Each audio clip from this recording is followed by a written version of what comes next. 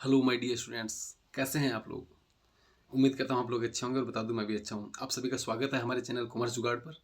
तो आज हम लेके आए हैं नए चैप्टर एक और फिर से, some basic concept of macro economics, chapter number 2 of class 12th macro economics. बता दूं आप लोगों को कि हम ये चैप्टर पढ़ेंगे टी आर जैन की बुक से, क्योंकि सीक्वेंस वाइज उसके अंदर दे रखा है। वैसे ये एनसीईआरटी का टॉपिक है, ठीक है।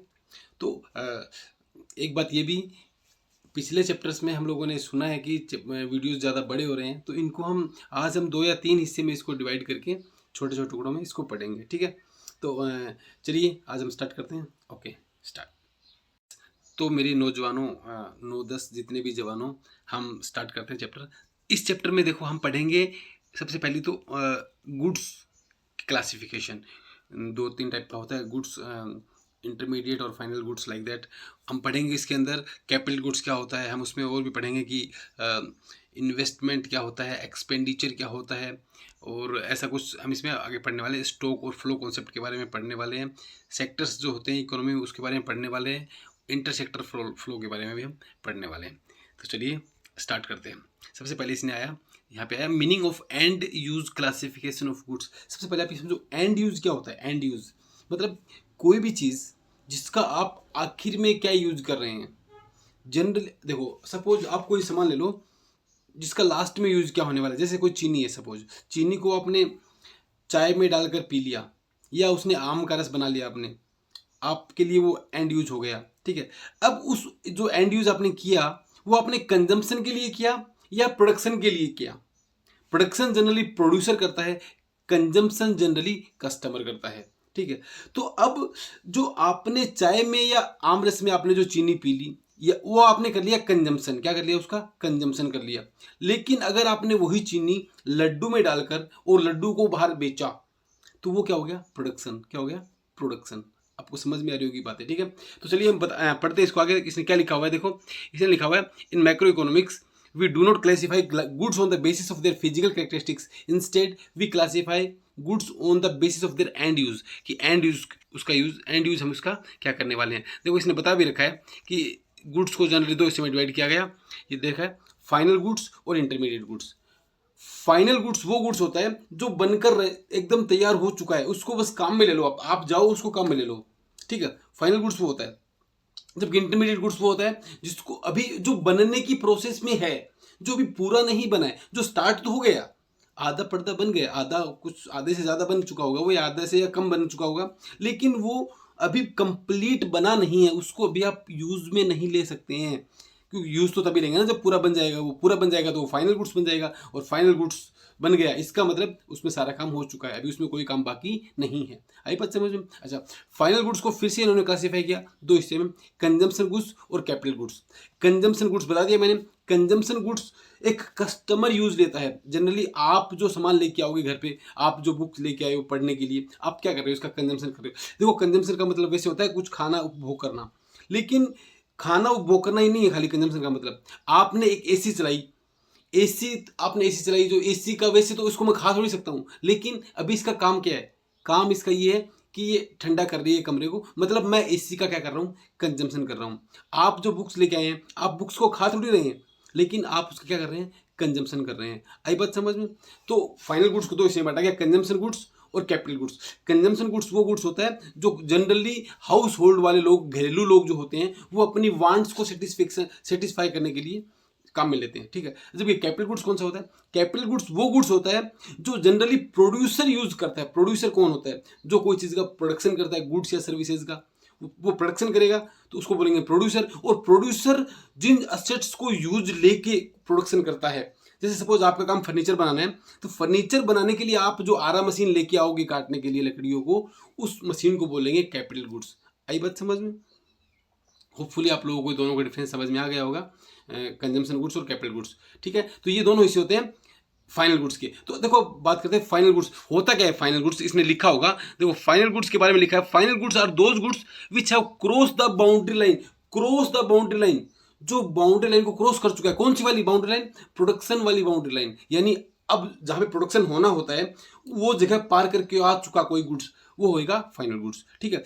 फाइनल गुड्स को जनरली बता दूं मैं, उसमें कोई वैल्यू एडिशन होना बाकी नहीं होता है। आप जब भी फाइनल गुड्स के बारे में एग्जाम में लिखेंगे तो आप 3 बातें ध्यान रखेंगे।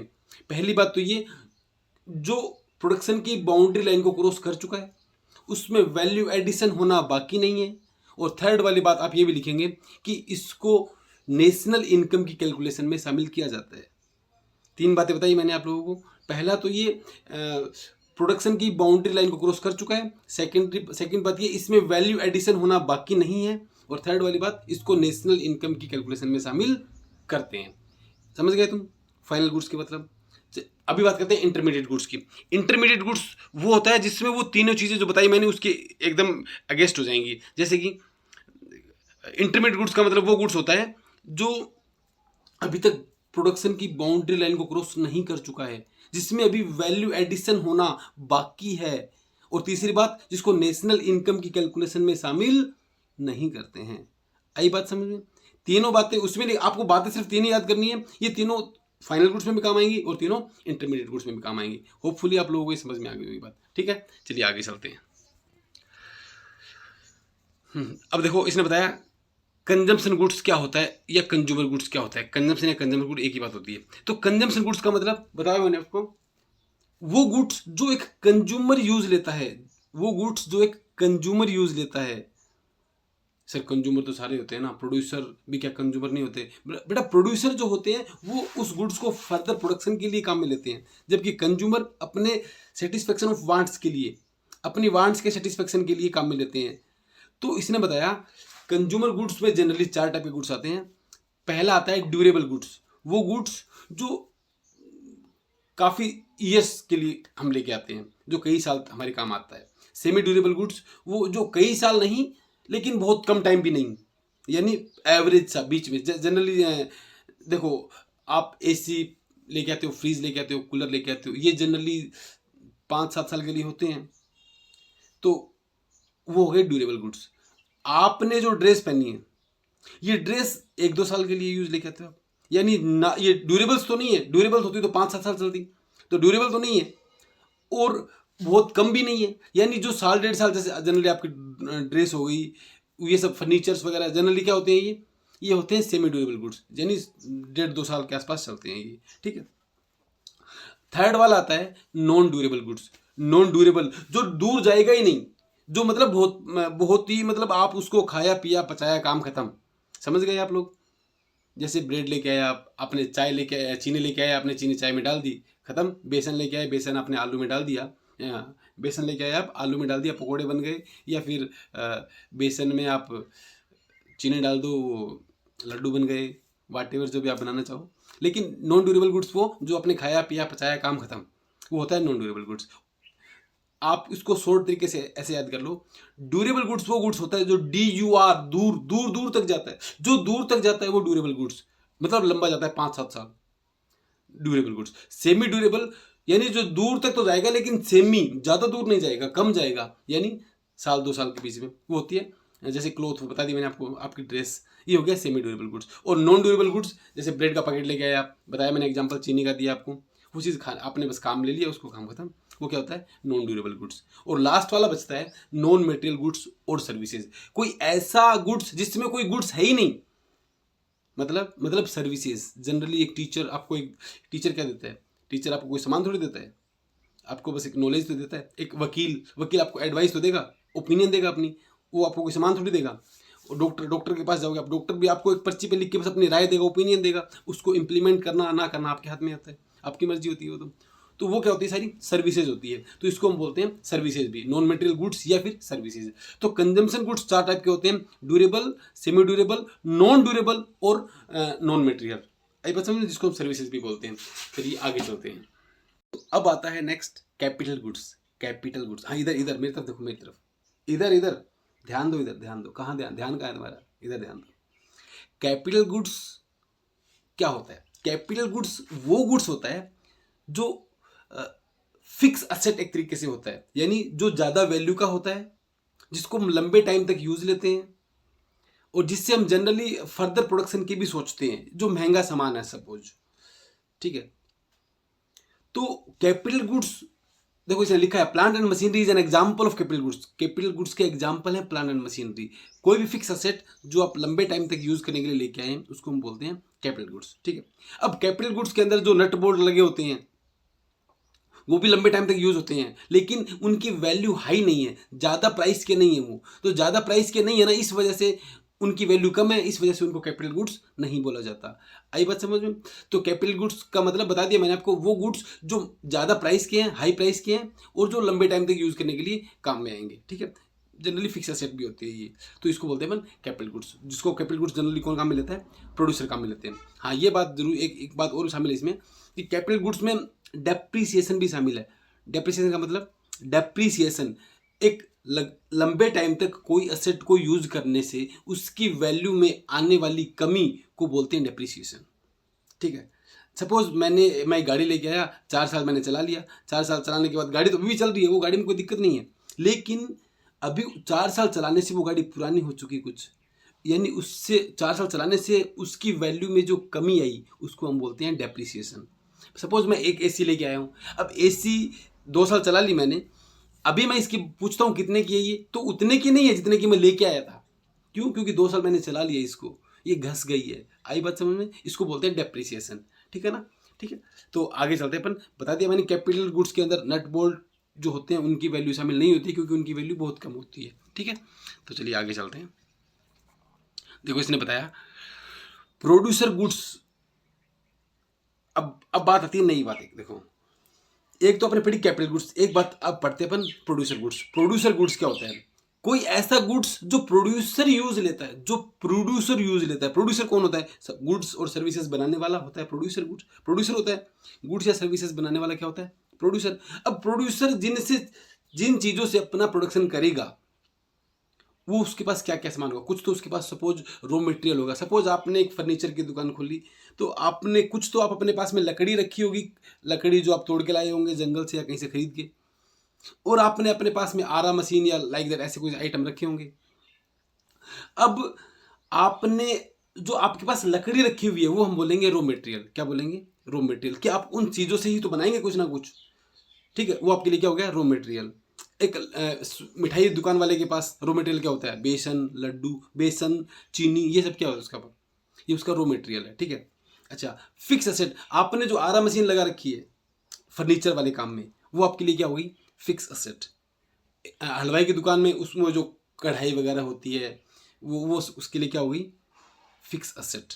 आई बात समझ में? यानी एक प्रोड्यूसर 2 टाइप के गुड्स यूज लेता है, एक तो रॉ मटेरियल, दूसरा फिक्स एसेट। रॉ मटेरियल और फिक्स एसेट। आई बात समझ में? फिक्स एसेट को हम कैपिटल गुड्स भी बोलते हैं। फिक्स एसेट को हम क्या बोलते हैं? कैपिटल। अभी हमने बात करी ऊपर, फिक्स एसेट को हम क्या बोलते हैं? कैपिटल गुड्स भी बोलते हैं। तो आपको ये बात तो समझ में आनी चाहिए, आपको डायग्राम समझ में आना चाहिए, मैं आपको बताना कैसा हूँ। चलिए मैं आपको उसके लिए दूसरी स्लाइड पे लेके चलता हूँ। आप ये स्लाइड से देखो आप कि प्रोड्यूसर गुड्स 2 टाइप का होता है, रॉ मटेरियल और फिक्स एसेट। आप देख पा रहे होंगे प्रोड्यूसर गुड्स 2 टाइप का होता है, रॉ मटेरियल और फिक्स एसेट। और फिक्स एसेट को हम कैपिटल गुड्स भी बोलते हैं। आपको आई बात समझ में? तो बेटा अब यहां से एक इंपॉर्टेंट कॉन्सेप्ट, एक इंपॉर्टेंट क्वेश्चन जनरेट होता है। तो जनरली एग्जाम में आता भी है, और अच्छे मार्क्स का हर बार जनरली लगभग ये आता है, दो तीन अटेम्प्ट में आता रहता है। तो वो क्वेश्चन क्या है? क्वेश्चन ये है कि every capital goods is producer goods, but every producer goods is not capital goods. ये कहना चाह रहे हैं ऐसे। प्रोड्यूसर गुड्स के 2 पार्ट होते हैं, रॉ मटेरियल और फिक्स एसेट। ठीक है, और फिक्स एसेट को ही हम क्या बोलते हैं? Capital goods. इसका मतलब ये हुआ कि जो जितनी भी कैपिटल गुड्स है वो तो कैपिटल गुड्स है, वो सारी फिक्स एसेट है, यानी वो प्रोड्यूसर गुड्स तो है, लेकिन अब जितने भी प्रोड्यूसर गुड्स है उसमें 2 टाइप के, रॉ मटेरियल। फिक्स एसेट को तो हम कैपिटल गुड्स बता सकते हैं, लेकिन रॉ मटेरियल को हम क्या कैपिटल गुड्स नहीं बोल सकते हैं। इसका मतलब every capital goods is producer goods, but every producer goods is not capital goods. यानी रॉ मटेरियल प्रोड्यूसर गुड्स तो है, लेकिन कैपिटल गुड्स तो नहीं है वो। आई बात समझ में? तो ये यहाँ पे आपका इंपॉर्टेंट सवाल बनता है, और एग्जाम में जनरली आता भी। आप इसको पढ़ना और इसको आप इसको डायग्राम बनाना, जब भी एग्जाम में आए इसको डायग्राम बना के एक्सप्लेन करना मत भूलना। आई बात समझ में आप लोगों को? ये इंपॉर्टेंट लिखा हुआ है इसके अंदर, all capital goods are producer goods but all producer goods not capital goods, ये बताया था मैंने, ये इंपॉर्टेंट भी बताया था मैंने आप लोगों को। इसके अंदर देखने इसने आप देखो इसमें इसने दो हिस्से कर रखे हैं, goods used as raw material by producer और goods used as a fix asset by the producer. यानी एक जो रॉ मटेरियल यूज करता है प्रोड्यूसर, और दूसरा प्रोड्यूसर फिक्स असेट के रूप में यूज करता है। तो इन दोनों में डिफरेंस देख लिया आप लोगों ने। अभी आगे बात करते हैं अपन कि कंजम्पशन गुड्स और कैपिटल गुड्स में सिमिलरिटी क्या होती है और डिसिमिलरिटीज क्या क्या होती है। डिसिमिलरिटी और सिमिलरिटीज देखो, सिमिलरिटी में तो सबसे पहले देखो कि कंजम्पशन गुड्स भी फाइनल गुड्स का हिस्सा है। हमने पढ़ा अभी थोड़ी देर पहले, फाइनल गुड्स के दो हिस्से होते हैं, कंजम्पशन गुड्स भी फाइनल गुड्स का हिस्सा है और प्रोड्यूसर गुड्स भी फाइनल गुड्स का हिस्सा है। इसका मतलब, लेकिन फाइनल गुड्स को तो हम कैपिटल नेशनल इनकम की कैलकुलेशन में शामिल करते हैं। इसका मतलब दोनों को ही हम नेशनल इनकम की कैलकुलेशन में शामिल करेंगे। कैपिटल गुड्स भी और कंजम्पशन गुड्स दोनों ही फाइनल गुड्स के हिस्से हैं और दोनों को ही हम नेशनल इनकम की कैलकुलेशन में शामिल करने के लिए दोनों को शामिल करते हैं। ठीक है, तो आपको बात समझ में आई होगी। अच्छा, अभी हम आगे पढ़ेंगे दोनों के बारे में डिफरेंस, कंजम्पशन गुड्स के बारे में और कैपिटल गुड्स के बारे में डिफरेंस। देखो, कंजम्पशन गुड्स जनरली लोगों की ह्यूमन वांट्स को सेटिस्फाई करने के लिए लिया जाता है। आपको अगर सपोज अभी चाय पीनी है या आमरस पीना है तो आप उसमें चीनी डालोगे, ये आपका डायरेक्ट सेटिस्फेक्शन हो गया ना, आप जो चाह रहे थे आपको वो मिल गया। लेकिन कैपिटल गुड्स खुद की सेटिस्फेक्शन के लिए नहीं होता, कैपिटल गुड्स फर्दर प्रोडक्शन के लिए होता है, फर्दर प्रोडक्शन के लिए। यानी बता सकते हैं हम कि कंजम्पशन गुड्स जो होता है वो डायरेक्ट डिमांड होती है, यानी आपने जो आपको चाहिए आपने वो डिमांड कर दिया डायरेक्ट, जो मुझे चाहिए वो डिमांड कर रहा हूँ, वो क्या है मेरे लिए डायरेक्ट डिमांड। लेकिन कैपिटल गुड्स डायरेक्ट डिमांड नहीं होती। यानी सपोज आपको कोई सामान चाहिए और वो सामान आपको फर्नीचर चाहिए और फर्नीचर बना के मैं दे रहा हूँ या मैं कहीं से ला के दे रहा हूँ आप लोगों को, यानी मैं डिमांड कर रहा हूँ, वो डेराइव डिमांड है। क्या है वो? डायरेक्ट डिमांड नहीं है, वो डेराइव डिमांड है। यानी कैपिटल गुड्स डेराइव डिमांड को ट्रीट किया जाता है इसको, जबकि कंजम्पशन गुड्स को डायरेक्ट डिमांड की तरह ट्रीट किया जाता है। आपको समझ में आ गई होगी। ठीक है, देखो इसने बता भी रखा है कंजम्पशन गुड्स पे जो खर्चा किया जाता है, यानी जो खर्चा कंजम्पशन गुड्स पे किया जाता है उसको हम कंजम्पशन एक्सपेंडिचर बोलते हैं, कंजम्पशन एक्सपेंडिचर बोलते हैं। जबकि जो खर्चा कैपिटल गुड्स पे किया जाता है उसको हम इन्वेस्टमेंट एक्सपेंडिचर बोलते हैं। क्या बोलते हैं? Investment expenditure. आप घर के लिए एक गाड़ी लेके आए हो, उसको हम बोलेंगे कंजम्पशन एक्सपेंडिचर। लेकिन वही गाड़ी आप ऊबर में चलाने के लिए लेके आए हो या आपने लोगों को सर्विस देने के लिए वो गाड़ी लेके आए हो, इसका मतलब वो क्या है? कैपिटल गुड्स है, उस पर खर्चा किया जाने वाला उसको हम क्या बोलेंगे? Investment expenditure. होपफुली समझ में आ गया होगा। ठीक है, चलिए आगे चलते हैं।